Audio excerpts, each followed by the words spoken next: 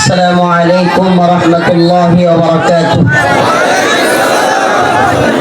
إن الحمد لله نحمده ونستعينه ونستغفره ونؤمن به ونتوكل عليه ونعوذ بالله من شرور أنفسنا ومن سيئات أعمالنا. من يهده الله فلا مضل له ومن يضلل فلا هادي له. ونشهد أن لا إله إلا الله وحده لا شريك له. أما بعد فأعوذ بالله من الشيطان الرجيم. بسم الله الرحمن الرحيم. يا أيها الذين آمنوا استعينوا بالصبر والصلاة إن الله مع الصابرين. ولا تقولوا لمن يقتل في سبيل الله أموات بل أحياء ولكن لا تشعرون. ولنبلونكم بشيء من الخوف والجوع ونقص من الأموال والأنفس والثمرات وبشر الصابرين الذين إذا أصابتهم مصيبة قالوا إنا لله وإنا إليه راجعون. صدق الله مولانا العظيم وصدق رسوله النبي الكريم ونحن على ذلك من الشاهدين والشاكرين والحمد لله رب العالمين.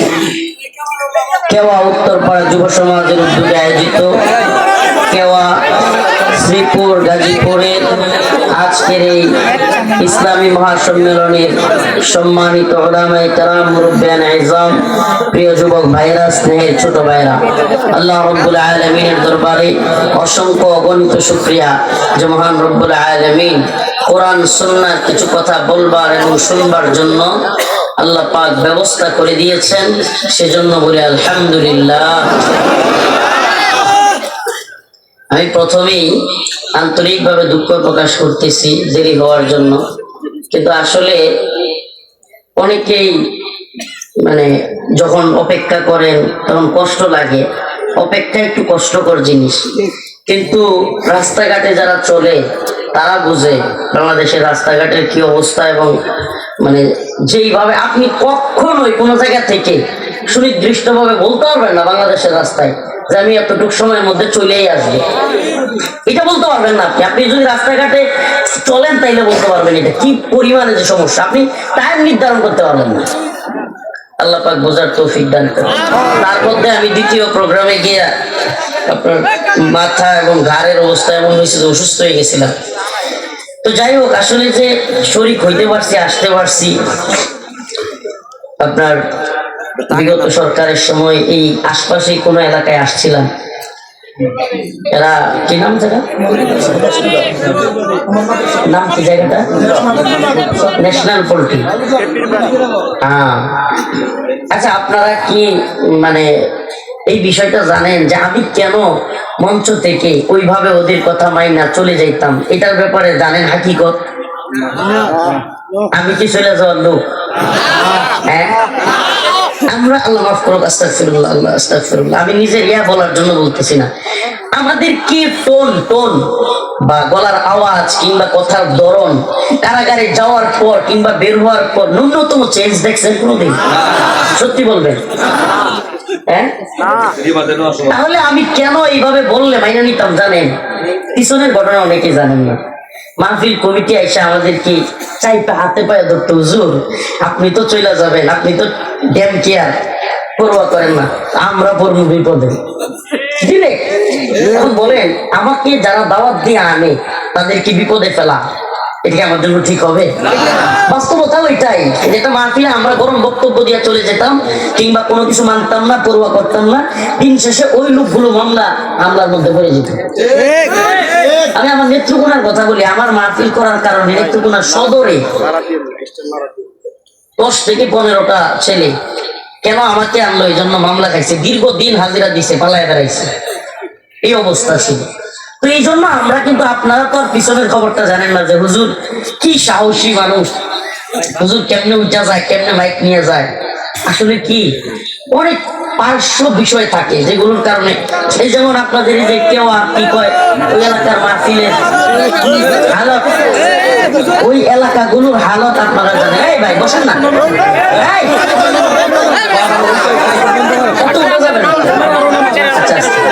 এই আপনারা বুঝলাম না, এখানে যে আছে ওর কিন্তু সমস্যা হইতেছে না এই ক্যামেরার কারণে, মানে এটার কাহিনীটা বুঝলাম না। এইদিকে যে লোকটা আছে হ্যাঁ চিল্লাইলে না মারা যায়, এখান থেকেও চিল্লা, এটার কাহিনী কি, ওই দিক থেকেও চিল্লা। মানে এটা কি অবস্থাটা এমন যে এতগুলো মানুষের মধ্যে খালি হুজুর একটা আমরাই করবেন, আমরা কিছু কমু, আসেন মঞ্চে আসেন, মাইক দিয়ে কর, তো ওখান থেকে চিল্লান কে? আল্লাহ বুঝার তৌফিক দান করুক। আরো জোরে বলে না আমি।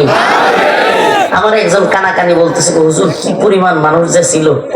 আমি মনে মনে কি কই জানেন, যারা একটু অপেক্ষা করে রাত 12টা পর্যন্ত অপেক্ষা করতে পারে না, এরা হলো কি ভারতের লোক যুদ্ধ করবে।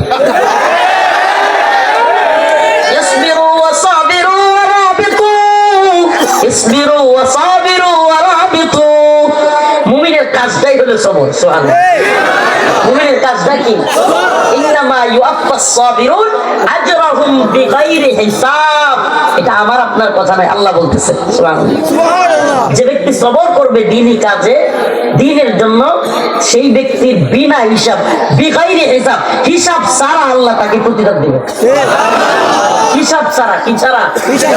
সুবহানাল্লাহ, হাদিসে পাকের মধ্যে আসছে আল্লাহ পাক তখনও জান্নাতে কে যাবে কে জাহান্নামে যাবে হিসাব করে শেষ করতে পারে নাই, একদল লোক জান্নাতের দিকে যাওয়া শুরু করছে। জান্নাতের ফেরেশতা আটকাবে, আপনারা কোথায় যান? ফেরেশতাকে বলবে শোনেন, আপনি কি সেই আয়াত শুনেন না? আল্লাহ পাক বলছে ইন্নামা ইউআফাস সাবিরুনা আজরাহুম বিগাইরি হিসাব। আল্লাহ সবরকারী দেখে বিনা হিসাবে, বিগাইরি হিসাব, হিসাব ছাড়া দিবে। শোনেন মিয়া, আমরা এই দুনিয়াতে গুনাহ করি নাই, সবর করেছি। রাতের আধারে এই কুয়াশার রাত্রে ওযু করে ঠান্ডা পানি দিয়া ধৈর্য ধরে নামাজ পড়েছি, ঘুম থেকে উঠেছি, সবর করেছি। মেয়েকে দেখে আমাদের খায়সাত হয়েছে কিন্তু জিনাহ করি নাই, চোখ নিচের দিকে তাকিয়ে ফেলছি। টাকা পয়সা ঘুষ দিতে চাইছে, ঘুষ নেই নাই, ঘরে অভাব ছিল, সুদ খাই নাই, অভাব ছিল, তবুও টাকা পয়সা হারাম ইনকাম করি নাই, এত কষ্ট করেছি। আল্লাহ পাক এজন্য বলেছেন ইন্নামা ইউআফাস সাবিরুন আজরাহুম বিগাইরি হিসাব। যাও তোমরা, বিগাইরি হিসাব তোমাদেরকে দেওয়া হবে। সুবহানাল্লাহ বলবেন না? তাইলে প্রকৃত শ্রোতা তো এগুলো যারা এখনো আছে। এটা কথা মনে রাখবেন, সম্পর্কের ক্ষেত্রে, ভালোবাসার ক্ষেত্রে সবচাইতে জরুরি যে বিষয়টা, এটা শুধু হুজুর আমি আপনার ভালোবাসা নয়, স্বামী স্ত্রীর ভালোবাসা একই, সবার ভালোবাসার ক্ষেত্রে সবচাইতে বড় যে জিনিসটা, এই একটা জিনিস ঠিক রাখতে পারবেন, বিশ্বাস। ব্যাস, সম্পর্ক জীবনে ভাঙবে না। কি জিনিসটার নাম কি? বিশ্বাস। একে অপরের প্রতি এই বিশ্বাসটাই, কমিটমেন্ট যদি থাকে যে এই আলেমরা আমাদেরকে ধোঁকা দিবে না, যারা জেল খেটেছে, রিমান্ডে গিয়েছে, ফাঁসির কাস্টে ঝুলতে তৈরি ছিল, এরা আমাদেরকে কি দিবে না? এই জাতিকে এরা অবশ্যই মহব্বত করে। এই কথা আমার শুধু মুখের কথা নয়, সত্যি বলবেন। যত হাত ডাক, যত দল, যত মতের লোকেরা দিক, দিন শেষে ঘূর্ণিঝড়ে, দুর্দিনে, বন্যায়, দুর্বিপাকে জাতির সামনে সবার আগে লাপায়া পড়ে কারা? সত্যি বলবেন, আমার সাথে একমত হওয়ার দরকার নেই, যেটা সত্য সেটা বলবেন। দুর্যোগে, দুর্বিপাকে, বন্যায় কারা সবার আগে জনগণের সামনে গিয়ে দাঁড়ায়? আলহামদুলিল্লাহ, আলহামদুলিল্লাহ। এজন্য বলি, প্রিয় উম্মাহ, প্রিয় জাতি, উলামায়ে কেরাম হলেন নাইবে নবী। আল্লাহর রাসূল সাল্লাল্লাহু আলাইহি ওয়াসাল্লাম পৃথিবী থেকে চলে যাওয়ার পর আর কোন নবী আসবে না। পয়গম্বর সরদারে দু আলম চলে গেছেন, আর কোন নবী আসবে না, কিন্তু আল্লাহর নবী একদল ওয়ারিস রেখে গেছেন। ওয়ারিসদের ভুল হইতে পারে, এই জামানায় খুঁজলে আবু বকর, হযরতে ওমর, হযরতে আলী পাওয়া যাবে না। পাবেন? এই জামানায় যদি হযরতে আলী, হযরতে আবু বকর রাদিয়াল্লাহু আনহু, হযরতে ওমর রাদিয়াল্লাহু আনহু তাদেরকে খুঁজেন, আমাদের মধ্যে আল্লাহ মাফ করুক, পাবেন? এই জামানায় যারা থাকবে তাদেরকে নিয়ে আপনাকে কাজ করার চিন্তা ভাবনা করতে হবে, তাদেরকে নিয়েই দিন বিজয়ের স্বপ্ন দেখতে হবে। তবে হ্যাঁ, আমি ততক্ষণ পর্যন্ত সেই আলেমের পক্ষে আছি যতক্ষণ পর্যন্ত সে আলেম দিন ঈমানের পক্ষে আছে। যদি কোনো জালেমের পক্ষ নেয়, আমি সেই আলেমের পক্ষে নাই। যদি কোনো আলেম জালেমের পক্ষ নেয়, আমি নাই। ঠিকই ঠিক না? লা তাআতা লিমাখলুকিন ফি মাসিয়াতিল খালিক। বান্দার ইতাআত ততক্ষণ চলবে যতক্ষণ আল্লাহ রাজি। খালেকের অসন্তুষ্টিতে মাখলুকের কোনো ইতাআত নাই, মানে আল্লাহর অবাধ্যতায় বান্দার কোনো আনুগত্য। আমি যে কথাটা বলেছিলাম আজ আবারও বলি, আমি কিন্তু কারাগার থেকে বের হয়েও বলেছি, এমনকি রিমান্ডে যখন আমাকে জিজ্ঞাসাবাদ করেছে, ওই ভাষাগুলো আমি ইউজ করতে পারবো না। যেই পরিমাণে, কি পরিমাণে এরা কত ডিজাইনের গালি জানে, এরা কি পরিমাণে ডিজাইনের গালি এরা জানে, কল্পনা করতে পারবেন না। মানে আপনাদের কি বলবো, মানে রিমান্ডের চিত্রটা ছিল, মনে করেন আমার যে বয়ানগুলো এক একটা ছাড়তো, আর আমার কাছে তখন মনে হইতো হাইরে একটু পরে তো আরেকটু গরম কথা আইবো, আর এটা আমার খেচ্ছে খাই লাগবো। মানে ওয়াজটা ছাড়তো এইভাবে, হুজুর শুনেন আমনের ওয়াজ কইতো, আর উঠে কেমন করতো, মানে মনে আমার চাবাই খেয়ালাম, মানে এত শত্রুতার আমি। في قلوبهم مرض فزادهم الله مرضا। এদের অন্তরের মধ্যে মারদ আছে, ব্যাধি আছে। কি আছে? ব্যাধি। ফাযাদাহুমুল্লাহু মারাদা। এরা কোরআনের কথা, সত্য কথা শুনলে ব্যাধি আরো বেড়ে যায়, এগুলো খেপে যায় চরম ভাবে। আমার বক্তব্য একটা স্যারে, ওই যে কইছিলাম প্রধানমন্ত্রী মানি না, রাষ্ট্রপতি মানি না, এটা যখনই স্যারে তখন আমি বুঝাই রে আজকে আমার বিপদ আছে। এটা সাইরাই গেলেনি শুরু, এটা সাইরাই গেলেনি শুরু। একদিনের কথা বলি, আসলে মানুষ তো বিজয়ীদের পক্ষে কথা বলে, এজন্য পরাজিত, লাঞ্ছিত এগুলো বলাটা একটু কেমন দেখায়। তবু যেহেতু এই জাতি দেখছে আমাদেরকে ডান্ডা বেরি লাগাইছে, এই জাতি দেখছে আমাদেরকে গরুর রশির মতো টাইনা নিয়ে গেছে, সেহেতু বলি দু একটা কথা। মাঝে মাঝে এমন হয়তো আমাদের বয়ান ছাইরিয়া এমন গালাগালি শুরু করতো, এক পর্যায়ে তীব্র রাগে। একদিন তো একটা আমার এত জোরে মানে আঘাত করছে, হাত দিয়া থাপড় দিছে এনে, আমি চেয়ার থেকে প্রায় পড়ে গেছি। আর দেখি এমন একটা মানে কানের মধ্যে, আমি এত জোরে একটা, মানে এদের তো সামরিক হাত না, ট্রেনিং এর হাত, এত জোরে মারছে। তো প্রিয় হাজিরে দেখতাম যে মানে এদের মধ্যে আমাদের প্রতি যে বিদ্বেষ, হায় হায় কি পরিমাণ। কেন? একটাই কারণ। কেন? কারণ আমরা জালিমের বিরুদ্ধে কথা বলি। একটাই কারণ, যুগে যুগে এটা সাক্ষী, প্রমাণিত ইতিহাস সাক্ষী, যুগে যুগে জালিমদের পক্ষে এমন কিছু লোক থাকে যারাই জালিমের বিরুদ্ধে কথা বলে তাদেরকে আহত করে, মারে, এদের বিরুদ্ধে লাগা যায়, প্রমাণিত সত্য। তো যে কথা বলতেছিলাম কমিটির কথা, যে কমিটি আমাদেরকে চাইপা ধরতো, শুধু এটাই না, আরেকটা চিন্তাও ছিল। আমি যখন বেরোইছি, বিশেষ করে আমি অন্যদের কথা বলতে পারি না, আমি যখন বেরোইছি তখনও শাইখুল হাদিস ইবনে শাইখুল হাদিস আল্লামা মামুনুল হক হযরতুল আল্লাম, আমার প্রিয় উস্তাদ মুহতারাম মুফতি মনির কাসিমি দামাত বারাকাতুহু, তারপরে মুফতি ফখরুল ইসলাম, মুফতি মাহমুদ হাসান গুনবী, মুফতি আমির হামজা দামাত বারাকাতুহু, অনেক আলেম তখনও ভিতরে, তখনও কি। এখন আমরা যদি আবারও আগের মতো গরম শুরু করি, তাইলে তাদের মুক্তিটা ঝামেলাই পড়ে যাবে। কথা বুঝতে পারছেন?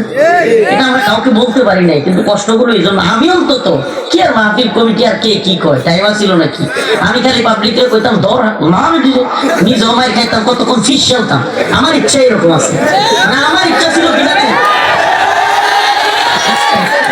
আমার সত্যি আমি একবার প্ল্যান করছিলাম একদিন, যেটা বাধা দিতে আসে ঠ্যাং একটা সামনে দিয়ে দিয়ে ফাপ করে ফেলাই দেবো, পাবলিক কতক্ষণ পারিলে দিলি না জানেন, এইবার একটা পিটানি দিমু, পরের থেকে আর একজনের ছাত্ররা তবে শুরুটাই যা শুরু করছে মামুল চললে আর কাম হইতো না। এই টেনশনে আমি খালি কিছু করতে পারি নাই, অন্তরের মধ্যে যে কি কষ্ট ছিল। তাই রে পুরা আমারে বাধা দেশ, এতটা পাবলিক তুইয়া, মানুষ তো আনন্দকে ভালোবাসে। পুলিশ বাধা দিয়া মঞ্চ দেখে যাওয়ার সাহস ছিল?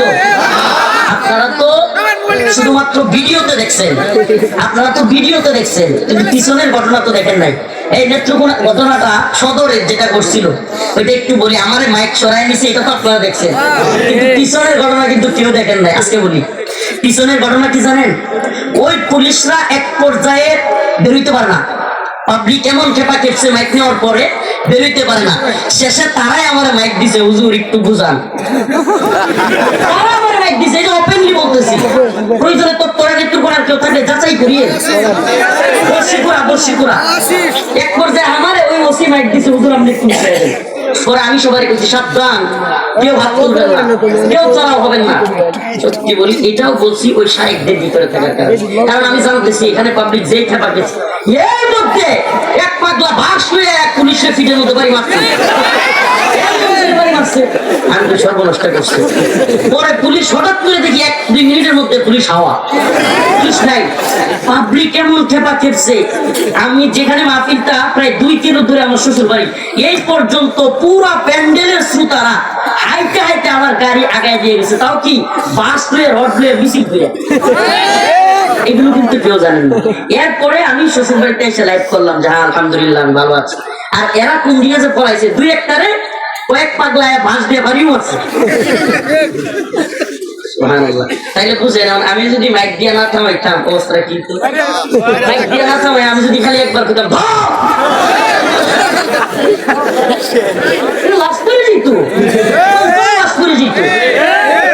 সমস্যাটা কি আমি আবার থাকতাম জেলে, আর যেগুলো জেলে আছে একটাও বেরোতে পারতো, একজনও বেরোতে পারতো। এই কথাগুলো কেন বলছি জানেন?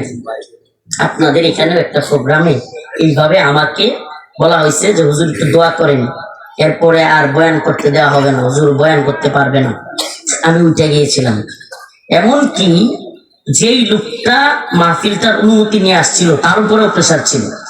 তো এই জন্য তারা বিপদে পড়ুক চাই নাই। প্রত্যেকটা প্রোগ্রামে যেগুলো থেকে আমি উঠে আসছি, এগুলো প্রত্যেকটা প্রোগ্রামের কারগুজার এগুলো হলো এই জন্য আমরা মানে সহ্য করতে হয়েছে। পরিস্থিতি এমন যে সহ্য করা ছাড়া নিজের খালি না, নিজের বিপদের সমস্যা না, আপনি আপনাকে নিয়ে টেনশন করবেন না, সমস্যা নাই, কিন্তু অন্যদেরও বিপদে। মানে এরা এমন একটা অক্টোপাসের জালের মধ্যে দেশটাকে আবদ্ধ করছিল যে আপনি বাধ্য হবেন তাদের এই অক্টোপাসের জালে পড়তে। আল্লাহ পাক সবাইকে বুঝার আমল করার তৌফিক দান করুন। আমি সূরাতুল বাকারা থেকে কয়েকটা আয়াতে কারিমা 2-3টা আয়াত তিলাওয়াত করেছি, 154, 55, 56। ইয়া আইয়ুহাল্লাযীনা আমানু ইসতাঈনু বিস-সাবরি ওয়াস-সালাহ ইন্নাল্লাহা মা'আস-সাবিরিন ওয়া লা তাকুলু লিমান ইউকতালু ফী সাবিলিল্লাহি আমওয়াত বাল আহইয়াউ ওয়ালাকিন লা তাশউরুন। আয়াতগুলো থেকে আমি কয়েকটা কথা বলবো, 2-3টা বিষয়। এক, আল্লাহ পাকের কাছে চাওয়ার জন্য আল্লাহ বলছেন সবর এবং নামাজের মাধ্যমে। সবরের কথা বলবো, নামাজের কথা। আর 3 নম্বরে হলো ওয়ালা তাকুলু লিমান ইউকতালু ফী সাবিলিল্লাহি আমওয়াত, যারা আল্লাহর রাস্তায় জীবন দেয় আল্লাহ বলতেছেন তোমরা তাদেরকে মৃত বলিও না। সুবহানাল্লাহ। আল্লাহর রাস্তায় যারা জীবন দেয় তাদেরকে মৃত বলাও নিষেধ, এটা সম্মান, মৃত বলা যাবে না তাদেরকে। বাল আহইয়া, বরং তারা জীবিত। সুবহানাল্লাহ। বরং তারা কি, কেমন জীবিত? সুবহানাল্লাহ ওয়া বিহামদিহি। আল্লাহ রাব্বুল আলামিন বলেন ওয়ালা তাকুলু লিমান ইউকতালু ফী সাবিলিল্লাহ, আল্লাহর রাস্তায় যারা জীবন দেয় তাদেরকে মৃত বলিও না। বাল আহইয়া, বরং তারা জীবিত। কেমন জীবিত? আমার ভাই ভাই চট্টগ্রামে সাইফুল ইসলাম আলিফ নাম কি? কিছুদিন আগে হিন্দুত্ববাদী ইসকনের সদস্যরা আমার ভাই সাইফুল ইসলাম আলিফকে দিনে দুপুরে কুপিয়ে চট্টগ্রামে হত্যা করেছে আদালত চত্বরে। দেখেছেন আপনারা কি নৃশংস এরা? দেখেছেন? শিক্ষা হয়েছে? এটার আবার শিক্ষা হওয়ার কি আছে? ওই যে মূর্তি দারোয়ান হয়েছিলেন, শিক্ষা হয়েছে না? আমি বলছিলাম যে ঈমান আনছে কি মূর্তি পাহারা দেওয়ার জন্য? আমার এই কথার কারণে হাইরে কত লোক যে আমার বিরোধিতা করছে, বেশি বুঝে এই সেই। আরে ভাই আল্লাহ নিজে বলতেছেন ইন্নামাল মুশরিকুনা নাজাস, মুশরিকটা হলো নাপাকি। আল্লাহ বলতেছেন ইয়া আইয়ুহাল্লাযীনা আমানু লা তাত্তাখিদুল ইয়াহুদা ওয়ান নাসারা আউলিয়া, ইহুদি খ্রিস্টান মুশরিক এদেরকে তুমি বন্ধু বানায়ো না। আল্লাহ বলতেছেন লা তাজিদান্না আশাদ্দান নাস আদাওয়াতান লিল্লাযীনা আমানুল ইয়াহুদা ওয়াল্লাযীনা আশরাকু, মুশরিকরা ইহুদিরা হলো মুমিনের সবচেয়ে বড় শত্রু। আপনি কিসের উপদেষ্টা বলেন? আপনার চাইতে অনেক বড় বুদ্ধিজীবী আমার আল্লাহ। আল্লাহ নিজে বলতেছে, আমি নিজে কারগুজারি শোনাই আপনাদেরকে। ওয়াসিফ বিল্লাহ নুমানি ভাই নেতৃত্বরা নব মুসলিম, উনি নিজে বলেছেন আমি একাধিক নব মুসলিমের কাছে তথ্য নিয়েছি। বলে কি হুজুর সত্য কথাটা বলবো? আমি বলছি বলেন। কয় হুজুর বাংলাদেশে যারা বিধর্মী, বিশেষ করে হিন্দু ধর্মের লোক, সনাতন ধর্মের, কয় হুজুর এরা আপনাদের সাথে মিল দিয়া দিয়া চলে। এখন নব মুসলিমরা বলতেছে কয় হুজুর আড়ালে আড়ালে এরা মুসলমানদেরকে দেখতেই পারে না। যারা ওই ধর্ম থেকে এই ধর্মে আসছে কই হুজুর এরা সামনাসামনি এরকম, কিন্তু আড়ালে আপনাদেরকে দেখতেই পারে না। এটার প্রমাণ কি? এটার প্রমাণ কি? দেখেন চিন্ময় যখন গ্রেফতার হইল তার পক্ষ নিয়া এতগুলো মানুষ ইসকনের কিভাবে তার পক্ষ নিল? বলেন না কিভাবে পক্ষ নিল? চট্টগ্রামে লক্ষ লক্ষ জমায়েত সনাতন ধর্মাবলম্বীদের কেমনে হইল? রংপুরে কেমনে লক্ষ লক্ষ লোক হইল? তার মানে এরা বাংলাদেশে প্রকাশ্য দিবালুকে মুসলিমদেরকে কুপায় হত্যা করার পক্ষে। অস্বীকার করতে পারবেন? যারা চিন্ময়ের মুক্তি চায়, চিন্ময়ের পক্ষে থাকে, ইসকনের পক্ষে থাকে, আপনি তাদেরকে কি বলবেন? এরা মুসলিম গণহত্যায় বিশ্বাসী। ঠিক ঠিক না? মুসলিমদের গণহত্যায় বিশ্বাসী। কারণ একজনকে মারার পরে যদি তবুও তার পক্ষে থাকতে পারে নৃশংসভাবে, তাইলে এরা কি? প্রিয় ভাইরা আমার, বন্ধুগণ আমার, এই জন্য বলি আল্লাহ পাক যেটা বলেছেন সেটাই মানতে হবে। নিজের বুদ্ধি, নিজের খেয়াল এটা বড় নয়, আল্লাহ পাক যা বলছেন সেটাই বড়। ঠিক ঠিক না? আল্লাহ রাব্বুল আলামিন বলেন ওয়ালা তাকুলু লিমান ইউক্তালু ফি সাবিলিল্লাহি আমওয়াত বাল আহইয়া ওয়ালাকিন লা তাশউরুন। আল্লাহ রাব্বুল আলামিন বলেন আল্লাহর পথে যারা জীবন দেয় তাদেরকে তোমরা মৃত বলিও না, তারা জীবিত। তারা এমন জীবিত, সুবহানাল্লাহি ওয়া বিহামদিহি। রাসূলুল্লাহ সাল্লাল্লাহু আলাইহি ওয়াসাল্লাম হাদিসের মধ্যে বলেন যে ব্যক্তি আল্লাহর পথে জীবন দেয়, শহীদ হয়। আমরা তো বাহ্যিকভাবে দেখি যে দুনিয়া থেকে সে চলে গেছে, মারা গেছে। আসলে আল্লাহ পাক বলেন, রাসূল বলেন ওই যে দুনিয়া থেকে আত্মাটা বের হয়, দুনিয়া থেকে আত্মাটা বের হওয়ার সাথে সাথে আল্লাহ রাব্বুল আলামিন জান্নাতের একটা সবুজ পাখির মধ্যে তার আত্মাটা ঢুকায়া দেয়। সাইফুল ইসলাম আলিফ যদি হিন্দুত্ববাদীদের যেহেতু তারা হত্যা করেছে, চট্টগ্রামের ওলামায়ে কেরাম একটা ঐতিহাসিক সিদ্ধান্ত নিয়েছে আলিফকে শহীদ হিসেবে ধরে তারা তার গোসল দেয় নাই, কাপড়ের মধ্যে রক্তমাখা জামা সহ জানাজা পড়ায় দিছে। সুবহানাল্লাহ, শহীদের মর্যাদা। তার মানে কি? সাইফুল ইসলাম আলিফ ভাইয়ের জীবন এই দুনিয়া থেকে আমরা দেখছি চলে গেছে, কিন্তু আল্লাহ বলেন, আল্লাহ রসুল বলেন এই যে আত্মাটাকে কবরের জিন্দেগি নাই, বারজাখ নাই, সলজব নাই, তার আত্মাটাকে জান্নাতের একটা সবুজ পাখির মধ্যে ঢুকায় দেওয়া হলো। ওই পাখি জান্নাতে গিয়া যেখানে মন চায় উঠছে, যেখানে মন চায় ঘুরছে, যা মন চায় খাচ্ছে। সুবহানাল্লাহ বলেন না? খাচ্ছে, ঘুরতেছে। সুবহানাল্লাহ। আল্লাহ পাক এমন মর্যাদা শহীদকে দিয়েছেন। শহীদ হওয়ার তামান্না আছে তো? আছে তো? আমি শাহাদাতের ওয়াজ একটু বেশি করি। এই উম্মার যুবকদেরকে কারাগার থেকে বের হয়ে একটাই পণ করেছি, ইম্মা শরিয়াত ওয়া ইম্মা শাহাদা, হয়তো শরিয়াত নয়তো শাহাদা। এই ভূখণ্ডে ইনশাআল্লাহ বিইজনিল্লাহ একদিন কোরআনী শাসন হবে ইনশাআল্লাহ। রাজি আছেন তো? ভারত আমাদেরকে হুমকি দেয়, ধমকি দেয়।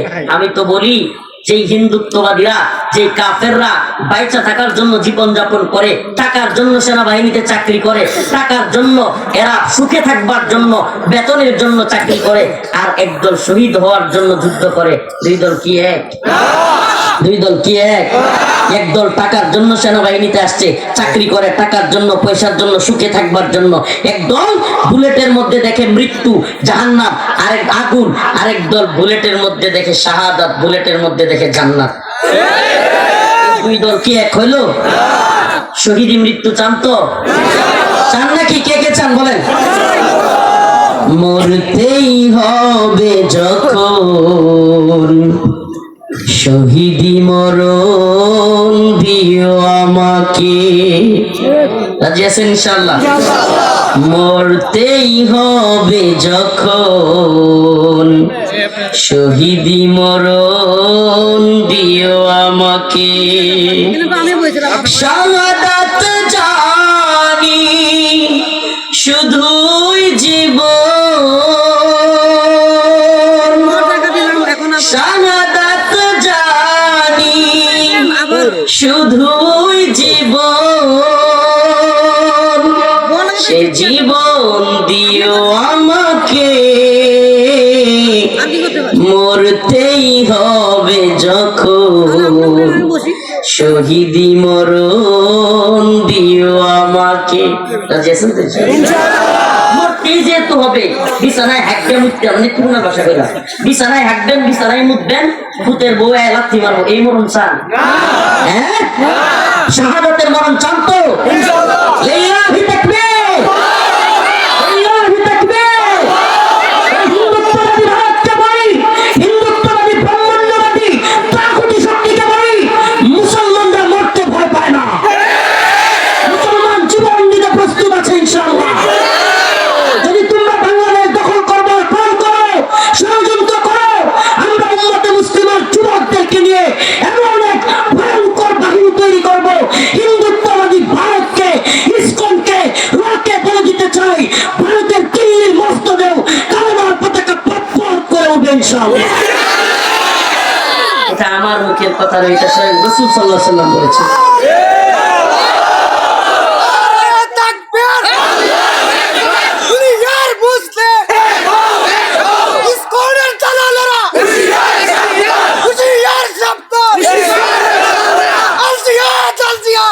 সাবিলুনা সাবিলুনা, তরিকুনা তরিকুনা, সাবিলুনা সাবিলুনা, তরিকুনা তরিকুনা। দিয়েছি তো রক্ত, দিয়েছি তো রক্ত,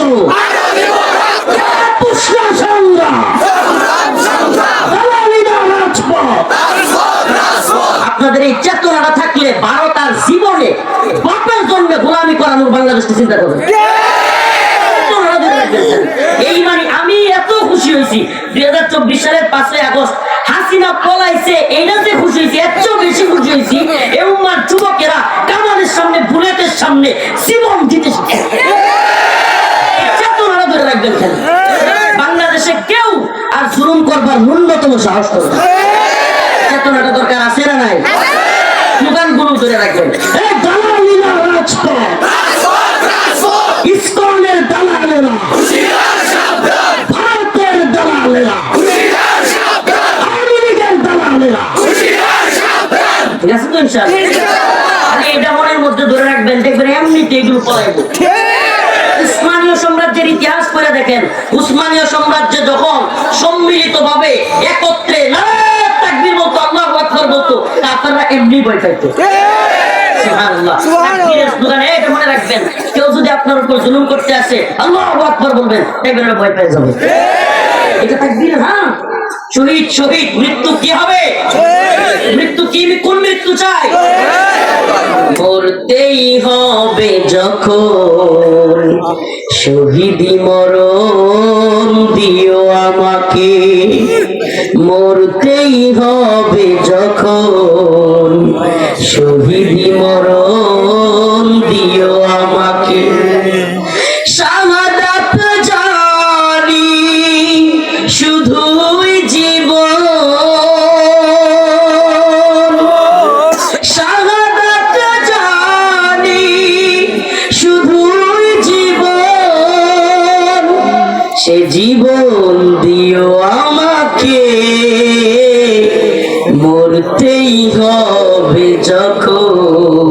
শহীদি মরণ দিও আমাকে, মরণেও সুখ আমি পাবো জানি শাহাদাতে, হিসেব নিকেশ হতে ত্রাণ আছে জানি শাহাদাতে। সুবহানাল্লাহ। শাহাদাতের মাধ্যমে কি আছে? হিসেব নিকেশ হতে ত্রাণ, কোনো হিসাব নেই। সুবহানাল্লাহ। শহীদি মৃত্যুতে কোনো কি নেই, এটা আপনারা শুনেন, কবর, হাসর, মিজান, ফুলসিরাত কিচ্ছু নাই, শহীদের জন্য কিচ্ছু নাই। সুবহানাল্লাহ। মরণেও সুখ আমি পাবো জানি শাহাদাতে, হিসেব নিকেশ হতে ত্রাণ আছে জানি শাহাদাতে। তাই মিনতি তোমার কাছে, তাই মিনতি তোমার কাছে, এমন জীবন দিও আমাকে, মরতেই হবে যখন, শহীদি মরণ দিও, বলে না, মরতেই হবে যখন, শহীদি মরণ দিও আমাকে। তাই মিনতি তোমার কাছে, তাই মিনতি তোমার কাছে, হাজার শাহাদাত দিও আমাকে, মরতেই হবে যখন, শহীদি মরণ দিও আমাকে। রোগে সুখে মরণ দিও না আমায়, রোগে সুখে মরণ দিও না আমায়,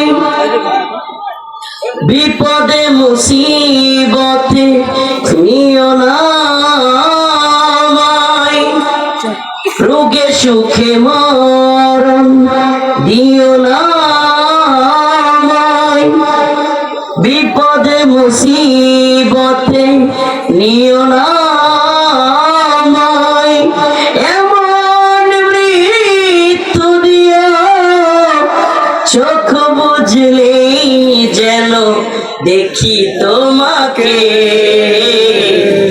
সুবহানাল্লাহ। এমন মৃত্যু দিও চোখ বুঝলেই যেন দেখি তোমাকে, মরতেই হবে যখন, শহীদি মরণ দিও আমাকে। ইনশাআল্লাহ। আজ আসুন তো ইনশাআল্লাহ। শহীদি মরণ, শহীদি তামান্না, এটাই এই উম্মার জাগরণের সবচেয়ে বড় শক্তি। আফগানিস্তান, সিরিয়া, এত বড় বড় বাহিনীর বিরুদ্ধে America, Britain, France, Germany, Italy সবগুলো মিলা নেটু জোট গঠন কইরাও আফগানিস্তানে এসে নাকে খত দিয়া বাপ ডাইকা সাইরা দিমা কাঞ্জাবাসি কয়ে বিদায় হইছি করে।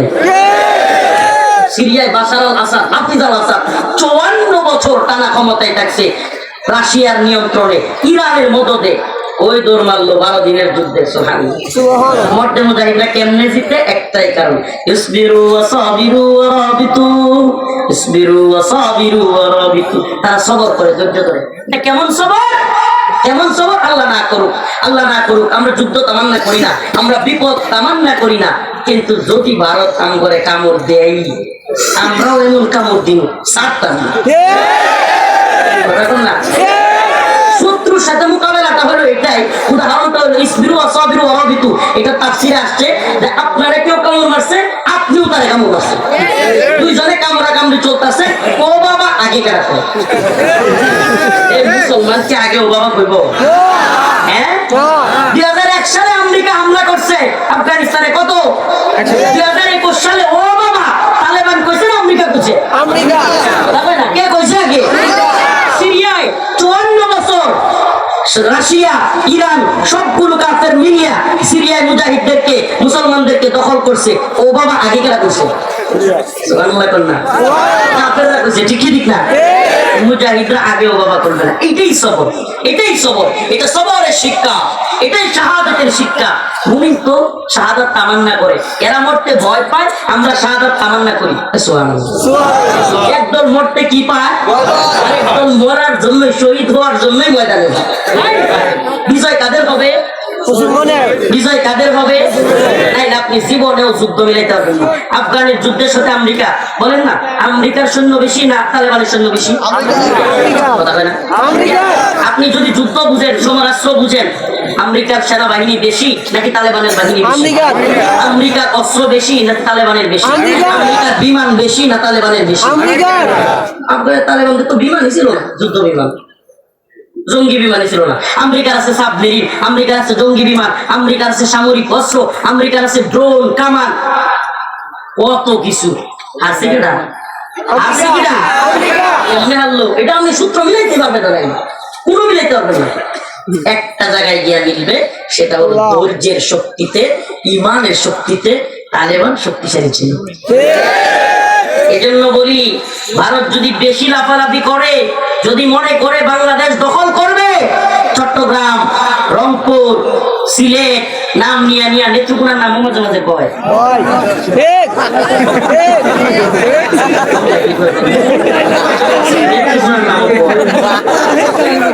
ইনশাআল্লাহ আমরা শহীদ হয়ে যাব, কিন্তু আমাদের ভূখণ্ড ছেড়ে দিব না। শহীদ হয়ে গিয়েছেন, কিন্তু জর্জ ডব্লিউ বুশের পেতার তারা নাকে খত দিয়া বাপ থেকে বিদায় নিছে। জিতছে কে? মোল্লা ওমরের উত্তরসূরিরা। হারছে কে? জর্জ ডব্লিউ বুশের পেতার তারা। ঠিক কি ঠিক না? আমরা হয়তো শহীদ হয়ে যেতে পারি, কিন্তু আমাদের পরবর্তী প্রজন্ম বিজয় ছিনে আনবে। ছিনে আনবে কে? আনবে না? তাইলে এই প্রজন্ম টিকটক, লাইকি, ফেসবুক, নেশা, মাদক আর হলো নারীর পিছনে ছুটলে কি বিজয় আসবে? কথা বলে, ফজরের নামাজ আদায় করতে হবে, পাঁচ ওয়াক্ত নামাজ পড়তে হবে। সবরের শিক্ষা তখনই আসবে যখন নামাজ পড়বেন আপনি। অলসতাকে জেরে ফেলে দিয়া, ও যুবক ভাই, কেমন শক্তিশালী তুমি হইলা, তুমি 2-4 জনকে হারায় দাও, তুমি বিরাট শক্তিশালী, তুমি খেলতে গেলে বড় জোরে লাথি মারো বল, কিন্তু ফজরের নামাজের সময় একটা ছোট্ট কম্বল হাত দিয়া উঠায়া অজু করে মসজিদে যাইতে পারো না। কিসের শক্তি জানি? তোমার শক্তি নেই। এই শক্তি দিয়ে তোমার কি কাজে আসবে? আল্লাহ পাক বুঝার এবং আমল করার তৌফিক দান। আর ওজনে বলেন আমিন। প্রিয় উপস্থিতি, প্রিয় উম্মাহ, খাস করে দোয়া করবেন। আর কয়েকটা কথা বলি যাই, সচেতনতা খুব জরুরি। একটা কথা মাথায় রাখবেন, আগামীকালকে আপনার বাড়িতে চুরি হবে কিংবা ডাকাতি হবে, বড় ধরনের কোনো ডাকাত আসবে, আপনি যদি আগের দিন খালি জানেন আর সচেতন থাকেন, ওই ডাকাত চোর জীবনেও আপনার ঘরে চুরি ডাকাতি করতে পারবে না। কেন বলেন তো?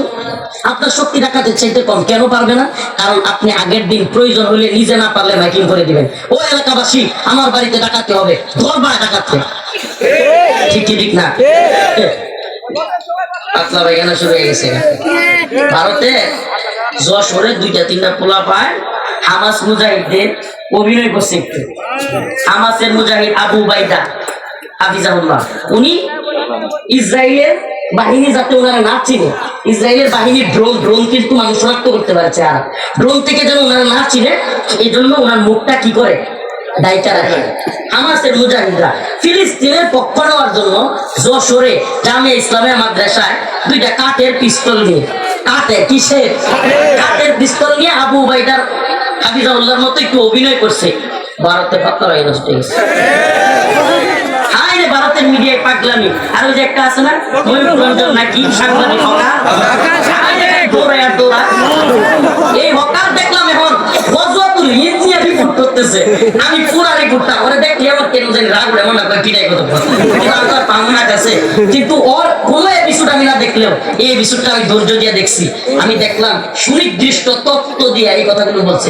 গাজওয়াতুল হিন্দের ব্যাপারে, হিন্দুস্তানের যুদ্ধের ব্যাপারে হাদিসের আলোকে অনেকগুলো কথা বলছে। এটা শুনেন পারলে ভয় শুরু হয়ে গেছে। গাজওয়াতুল হিন্দের ভয় এখনই শুরু হয়ে গেছে। সুবহানাল্লাহ, সুবহানাল্লাহ। যতই কথা বলিস গাজওয়াতুল হিন্দ হবে, এটা রাসূল বলেছেন। এমন এক নবী বলেছেন মুহাম্মদ আরবি সাল্লাল্লাহু আলাইহি সাল্লাম, তার দুই চোখের মাঝখান দিয়ে জীবনে কোনোদিন মিথ্যা কথা বলেন। রাসূলের কথা কাফেররা পর্যন্ত রাসূলকে জাদুকর বলতো, পাগল বলতো, গলব বলতো, কিন্তু রাসূলকে জীবনে কাফেররা মিথ্যা কথা বলেন। সেই মুহাম্মদ আরবি বলেছেন ইসাবাতানি মিন উম্মতি আহরাজাহুমাল্লাহু মিনান নার, ইসাবাতুন তাগজুল হিন্দা ওয়া ইসাবাতু মা ঈসা ইবনে মারইয়াম। সুবহানাল্লাহ। আমার উম্মতের দুইটা দল দুইটা বড় যুদ্ধে শরীক হবে, আল্লাহ পাক সেই দুইটা দলকে জাহান্নামের আগুন থেকে মুক্তির ঘোষণা দিয়েছে। সুবহানাল্লাহ করনা। এর একটা দলের নাম হলো ইসাবাতুন তাগজুল হিন্দা, হিন্দুস্তানের মুজাহিদরা। সুবহানাল্লাহ। তার মানে হিন্দুস্তানে একটা বড় যুদ্ধ হবে কি হবে না? হবে কি হবে না? আমি তো বলি আলিফ দিয়া শুরু, আরবি হরফ কয়টা? শুরু কি দিয়া? আলিফ দিয়া শুরু। আল্লাহ পাক এমন একজন আলিফ ভাইকে শহীদের মাধ্যমে গাজওয়াতুল হিন্দের শুরু করেছে। রাজনৈতিক নেতারা আছেন, সচেতন মানুষরা আছেন, সত্যি কথা বলবেন। বাংলাদেশ রাষ্ট্রের ইতিহাসে সাইফুল ইসলাম আলিফ ভাইয়ের শাহাদাতের আগে বাংলাদেশ থেকে এইভাবে ভারতের বিরুদ্ধে বক্তব্য বিবৃতি জীবনে কোনদিন দেখছেন? না। সত্যি বলবেন, জীবনে কোনদিন দেখছেন? সুবহানাল্লাহ। আল্লাহ পাক এক, আমি পুশ করছিলাম ওই রাত্রে পুশ করেছিলাম সাইফুল ইসলাম আলিফ ভাইয়ের শাহাদাত বৃথা যাবে না। আল্লাহ পাক এমন এক স্পিরিট সুবহানাল্লাহ মুসলমানদের অন্তরে ঢুকায় দিয়েছেন, এক বাইরে শহীদ করছে, পুরা জাতি ভারতের বিরুদ্ধে ঐক্যবদ্ধ হয়ে গেছে। পুরা জাতি। আরেকটা কথা মনে রাখবেন, রাসূল বলেছেন আমার উম্মত যদি 12,000 একমত হয়, 12,000 মুজাহিদ তৈরি হয়, পৃথিবীর কোন সুপার পাওয়ার নাই আমার উম্মতের ঐক্যবদ্ধ 12,000 মুজাহিদ বাহিনীকে পরাজিত করে। ভাই কোটি কোটি মানুষ মিললে কি যুদ্ধ করতে পারে? যুদ্ধ এত মানুষ লাগে না। আমরা এই ভারতের 130 কোটি 20 কোটি দিকে ভয় আছে, আমরা এখানে 120 কোটি 30 কোটি গণের ভিতরে 30 কোটি আমগরও আছে। এত সহজ না, ভিতরে 30 কোটি কাদেরও আছে, ওরও আছে। ফিতনা ওখান থেকেও শুরু হবে। আফগান থেকে তালেবানের বাইরে কি বসে থাকবে না? পাকিস্তান তো খারো মানুষ মিলে লাগতেছে, ঠিক না? আপনি বলবেন যে হুজুর এত বড় বড় কথা বলিয়েন না, ভারত এত বড়, সব দিকে বাংলাদেশের সব দিকে ভারত। আমি বলি বাংলাদেশের শত্রু তো হবে একটা, তাদের শত্রু চারদিক। শ্রীলঙ্কার শত্রু, মালদ্বীপ শত্রু, ভুটান, নেপাল, একটাও ভারতের হবে। কারণ কি? কারণ হলো এই অঞ্চলে তারা দাদাগিরি দেখাইতে গিয়া সবগুলো দেশকে জুলুম করেছে। আর জালেমদের পরিণতি তো দেখছেন। হাসিনা বাচ্চা থাকতে 2 দিন আগেও কেউ কইছে হাসিনার কত নিব। হ্যাঁ, জালেমদের পরিণতি এমনি। আমি আমার চাচা আল্লাহ তারে মুক্তি দিক, আব্দুল সালাম পিন্টু, এটা প্রায় প্রোগ্রামেই বলি, বিশেষ করে চাচার এলাকায় গিয়ে বলছিলাম, মন্ত্রী আমার খুব মহব্বত করতো। 21 আগস্ট গ্রেনেড হামলার ফাঁসি একেবারে মিথ্যা ডাহা। আমার এই চাচা এমন ব্যক্তি, খুব ভালো মানুষ।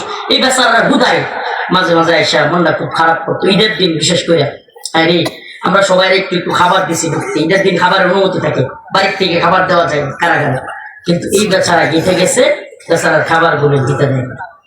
আর এই মনটা এত খারাপ হয়েছে, আয়সা কান্না কান্নার চোখে। সে একজন মন্ত্রী ছিল বিএনপির, আর এখন অল্প খাবার তারা দিতেছে না। আমি ডাক দিছি, চাচা আইডিয়া আসে, বসাইলাম, আম্মা যে খাবার গুলো পাঠাইছি ওইটা খাওয়াইলাম, আর গল্প করতে করতে বলছিলাম, চাচা মাজলুমদের এই কান্না আল্লাহ শুনতেছে, ও সিরি শুনবেন, এমন জায়গা থেকে হাসিনা মাই খাইছে যেটা আমরা কল্পনা করতাম। বেরোইলে কোনোদিন বলবে। আমি এগুলো বলছিলাম যে আল্লাহ দেখবেন এমন জায়গা থেকে হাসিনা মাইট দিছে যে হাসিনা তো দূরের কথা, বাংলাদেশে আওয়ামী লীগ নাম নিলে দেখেন। বলছিলাম একবারে কোট করে বললাম, সুবহানাল্লাহ, কোট করে বলছিলাম। আমার কাঁচা বাইরে বা অনেকে যারা আছে ভিতরে এরা বেরোলে বলবে সুবহানাল্লাহ। আল্লাহ পাক এটাই করছে, জালেমদের পরিণতি এটাই হয়। ভারত যদি মনে করে সব অঞ্চলে সব দেশে নেতাগিরি কইরা সব দেশে আধিপত্য বিস্তার করবে, জুলুম করবে, তাইলে পরিণতি জালেমদের কি হয়? ফালা তাহসাবান্নাল্লাহা গাফিলান আম্মা ইয়ামালুজ জালিমুন। আল্লাহ পাক জালেমদের ব্যাপারে গাফিল না, গাফিল না। জালেমরা যেন আল্লাহরে গাফিল না মনে করে। প্রিয় ভাইরা আমার, বন্ধুরা আমার, এই জন্য বলতেছিলাম গজওয়াতুল হিন্দ হবে, আলিফ দিয়ে শুরু হয়ে গেছে। আলিফ দিয়া কথা কন না, আলিফ দিয়া কি অক্ষর কি দিয়া শুরু হয়? আলিফ দিয়া শুরু হয়। আল্লাহ পাক এই জাতিকে এমন ঐক্যবদ্ধ করছে ভারতের বিরুদ্ধে, সুবহানাল্লাহ সুবহানাল্লাহ। আমি সবসময় এই স্বপ্নটা দেখতাম। আমার এই যে মুসলমানে মারামারি, বিভিন্ন পার্শ্ব যুদ্ধ, দলীয় মারামারি, কুন্দল, এগুলো দেখতে এত কষ্ট লাগে, বিশ্বাস করবেন কিনা। এই সমস্ত জিনিসগুলো নিয়ে আমার কথা বলতে ইচ্ছা হয় না, আমি কথাই বলতে চাই না। আপনি কিসের পাবলিক শিখলেন ভাই? রাতে 3টার সময় আপনার অন্য মুসলমান ভাইকে টঙ্গিতে গিয়া 3টা 4টার সময় তাহাজ্জুদের সময় আপনি আপনার ভাইকে পিঠে মাইরা দিতেছেন। কি আপনার পাবলিক? কে শিখাইলো আপনাদেরকে? কে শিখাইলো? এই প্রিয় ভাইরা আমার, প্রিয় বাবারা, প্লিজ প্লিজ, আচ্ছা বলেন ওলামায়ে কেরাম যারা আছেন কিংবা অন্য সাথীরা যারা আছেন তাবলীগ করেন, বলেন আপনারা কি এই দলগুলোর মধ্যে কাউকে কাফের বলতে পারবেন? তার মানে আপনি মুসলমানে যুদ্ধ করতেছেন। একদিকে সীমান্তে শত্রুরা বন্দুক নিয়ে বসে আছে, আর আপনি টঙ্গিতে গিয়া নিজের ভাইকে মারেন। এর চাইতে বড় বুকামি, এর চাইতে বড় আত্মঘাতী আর কিছু হইতে পারে? বলেন না, হতে পারে? শত্রুরা আপনাকে গুলি করবার জন্য। আরেকটা নিউজ দেই আজকে, এটা একটু সচেতনতা জরুরি, এটা একটু জেনে রাখেন। হ্যাঁ মিডিয়ার ভাইরা, এটা আমি অনেক বলছিলাম, কারাগার থেকে এই নিউজটা পেয়ে আসছিলাম।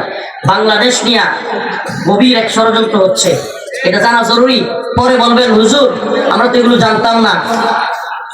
জুমল্যান্ড নামে রাখাইন, বাংলাদেশের কক্সবাজার এবং ভারতের ত্রিপুরা বা ওই অঞ্চল নিয়ে নতুন একটা রাষ্ট্র গঠনের ষড়যন্ত্র চলছে, এবং এই রাষ্ট্রটা গঠিত হবে খ্রিস্টান রাষ্ট্র। কি রাষ্ট্র? খ্রিস্টান।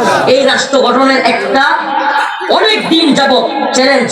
অলরেডি গতকালকের নিউজ দেখলাম, 21 টেলিভিশন নিউজ করেছে, অলরেডি রাখাইন প্রায় দখল করে ফেলেছে আরাকান আর্মি। আপনারা অনেকেই জানেন যে জান্তার সাথে ফাইট হচ্ছে বিদ্রোহীদের। আসলে মুসলমানদেরকে রাখাইনে যারা মারছিল এরা হলো আরাকান আর্মি, এটা কিন্তু অনেকে জানে না। জানতা না, কিন্তু কি না জানতা না, সেনাবাহিনী না, বরং মুসলমানদেরকে সবচাইতে বেশি ঘৃণা করে এবং মারছিল এই আরাকান আর্মি, যেটা এখন ক্ষমতায় আসতেছে রাখাইনে। এই বন্ডগুলো নতুন করে দেশ গঠন করতেছে। আমি নিউজ পেলাম, সুনির্দিষ্ট তথ্য আপনাদের কাছে বলি। এদের ভিতরে ভারতীয় বাহিনী গোয়েন্দা সংস্থা দিয়া নিজস্ব লোক ঢুকাইছে বাংলাদেশের সাথে। এরা যখন দেখছে যে বাংলাদেশের সাথে তারা লাগলে বিভিন্ন আন্তর্জাতিক চাপ আসবে, এই জন্য প্রক্সি ওয়ার যেটাকে বলে পার্শ্ব যুদ্ধে জড়ানোর জন্য মায়ানমারের বাহিনীর ভিতরে অলরেডি আমি শুনলাম 2 জনকে তারা ঢুকাইছে বাংলাদেশ থেকেও। এদের একজনের নাম হলো বীর বাহাদুর কি ওয়াসি সিং নাকি, পার্বত্য চট্টগ্রাম বিষয়ক মন্ত্রী, এই বদমাইশকে ঢুকাইছে। আরেকজন হলো সন্তুলাল শর্মা। এরা ওই মায়ানমার সীমান্তে ঢুইকা ওই অঞ্চল থেকে বাংলাদেশের বিরুদ্ধে ষড়যন্ত্র করতেছে। এজন্য মুসলমান ইমানদার যুবক ভাইরা প্লিজ দয়া করে একটু সতর্ক থাকতে হবে। আমি আগেও বলছি, বাড়িতে ডাকাতি হবে, এটা যদি খালি চাই না রাখেন, পরের দিনের প্রস্তুতি এমনি আপনি নিতে পারবেন। আর প্রস্তুতি নিবেন না, রাখাইনের অবস্থা হবে। প্রস্তুতি নিবেন না, ফিলিস্তিনের অবস্থা হবে, কাশ্মীরের অবস্থা হবে। এক কাশ্মীরে 1 জন 2 জন 100 200 না, 10,000 আমাদের মা বোনদেরকে ভারতীয় বাহিনী দর্শন করছে। আমার মুখের কথা না, BBC, Al Jazeera, Washington Post সহ বিশ্বের নামি দামি পত্রিকাগুলোর রিপোর্ট হলো 10,000-এর উপরে। তাও কি এটা 2018 সালের রিপোর্ট, এখন পর্যন্ত কত হয়েছে আল্লাহ জানে। 10,000 মা বোনকে দর্শন করছে। আমার আপনার সামনে আমাদের মা বোনকে দর্শন হোক, এটা চান? যদি না চান এখন থেকে, ও ভাই আমাদের মা বোনদের ইজ্জত রক্ষা করার দায়িত্ব তো আমাদের। ও কেমন ভাই যে বোনের ইজ্জত রক্ষা করতে পারে না? ও কেমন বাবা যে মেয়ের ইজ্জত রক্ষা করতে পারবে না? আমরা প্রয়োজন হলে এই জাতির জন্য যুদ্ধ নিব, অস্ত্র নিব, ঠিকই ঠিক না? আমি তো বলি এই সরকারকে, আমি তো বলি নতুন সরকারকে, আপনারা 15 বছরের ঊর্ধ্বে 30 বছরের মধ্যে যত যুবক আছে বাধ্যতামূলক সবাইকে সশস্ত্র ট্রেনিং দেয়। এরা আমাদের কাপের পিস্তল দেখলে মুইটা দেয়, অস্ত্রের ট্রেনিং দেওয়া শুরু করে। আমরা ভয় পাই না, আমরা পরোয়া করি না, আমরা আল্লাহকে ভয় করি, ঠিকই ঠিক না? একটা বাহিনী যুদ্ধ করার দরকার নেই, আমরা বলি না এখনই যুদ্ধে লেগে যান, কিন্তু তৈরি থাকতে সমস্যা কি? ডাক আসলেই যাতে যুবকরা সরাসরি নেমে যেতে পারে। আপনি পাকিস্তানের লোকে যুদ্ধ করবেন, ভারতে গিয়ে ট্রেনিং নিবেন, কিন্তু ভারতের লোকে লাগলে বঙ্গোপসাগর ছাড়া আর জায়গা নেই। কই যাবেন? বলেন না, কই যাবেন? লাগলে কোথায় যাবেন? আগে থেকে সজাগ থাকতে হবে। এই জন্য মুসলমান যুবক রাষ্ট্রীয়ভাবে কিছু করলো না করলে নাই, কিন্তু তোমাদেরকে বলি সশস্ত্র ট্রেনিং নিতে না পারলেও শারীরিক ফিটনেস এটা তো ধরে রাখতে হবে। কথা কয় না? শারীরিক ফিটনেস তো ধরে রাখতে হবে, নাকি এত বড় একটা বুড়ি বানাবো খায় খায়? অন্তত দৌড়, সাঁতার এগুলো অন্তত করে রাখবেন ভাই। সত্যি কথা বলি, এগুলো উম্মার ফিকির থেকে, দায়বদ্ধতা থেকে বলছি। আর আল্লাহ মাফ করুক, আমার টঙ্গীর ইস্তেমার কাহিনী যেটা মনে হলো, এদের উম্মার প্রতি ন্যূনতম ফিকির নেই, এদের দিনের প্রতি ন্যূনতম দায়বদ্ধতাই নেই। যদি থাকতো কোনোভাবেই এই রাতের বেলায় গিয়া অপর ভাইদের উপর হামলা করতে পারতো? এটা কিসের দিন, এটা কিসের তাবলীগ? আল্লাহ পাক বুঝার তৌফিক দান করুন। আরো জোরে বলেন আমিন। ওয়া আখিরু দাওয়ানা আলহামদুলিল্লাহি রাব্বিল আলামিন। আসসালামু আলাইকুম ওয়া রাহমাতুল্লাহি ওয়া বারাকাতুহু।